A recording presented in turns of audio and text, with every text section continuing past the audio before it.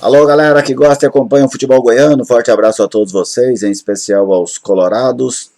E nesta segunda-feira, o Vila Nova enfrenta o Imperatriz pela 7ª rodada do Campeonato Brasileiro da Série C.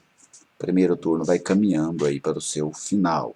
O time goiano deixou o G4 depois do empate entre Jacuipense e 13 no último sábado, mas pode voltar ao G4, vencendo a equipe do Imperatriz nesta segunda-feira. O Imperatriz, que é o lanterna da competição, até agora somou apenas 1 ponto. Bem, este confronto não tem retrospecto, tá? Não vou citar porque eles nunca se enfrentaram. Esta vai ser a primeira vez que as duas equipes estarão frente a frente.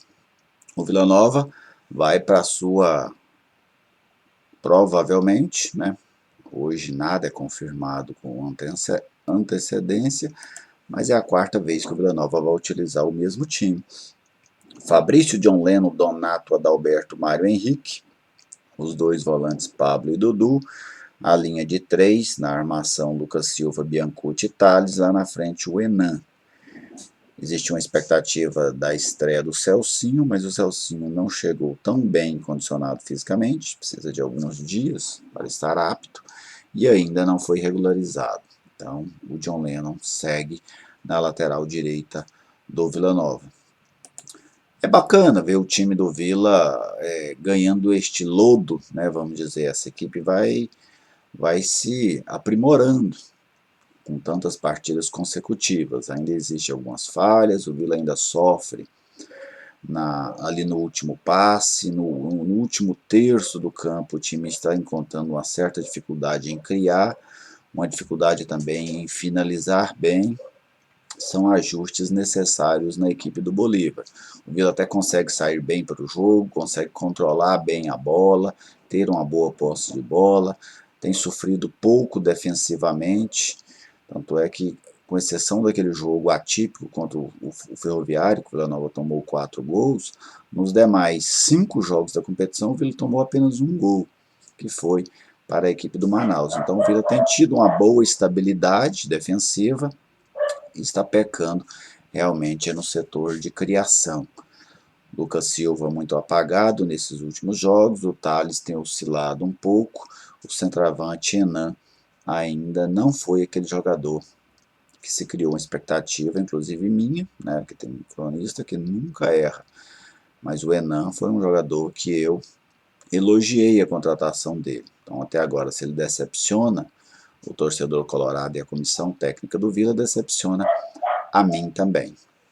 Do outro lado, uma equipe em crise, que passou por muitas modificações.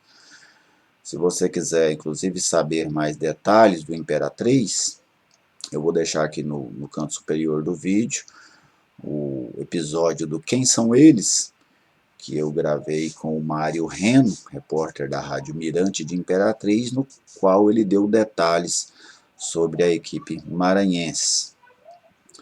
Mas é um time que trocou de comissão técnica, terceirizou o seu futebol, e tudo isso está refletindo dentro de campo. O provável Imperatriz para hoje, segundo o Mário Renal, experiente goleiro do futebol paulista, Léo Rodrigues, ex-jogador do Vila Nova, Douglas Mendes, zagueiro que deve fazer a estreia pelo Imperatriz, Xandão e Maqueca.